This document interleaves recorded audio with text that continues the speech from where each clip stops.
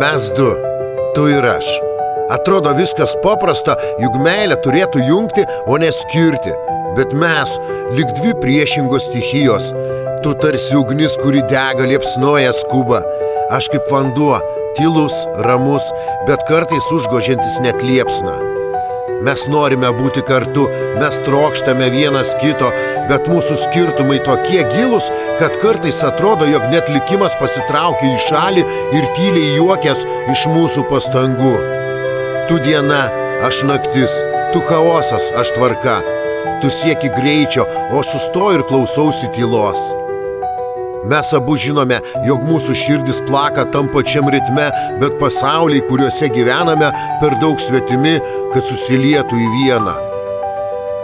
Ir vis dėlto meilė, ji yra.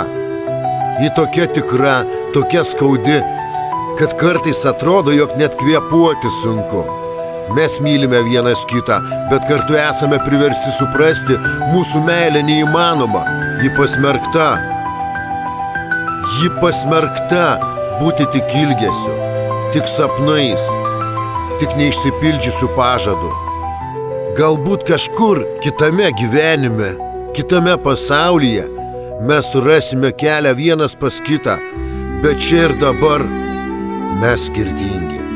Ir būtent tie skirtumai, kurie turėtų mus papildyti, tampa sienomis, kurių negalime peržengti.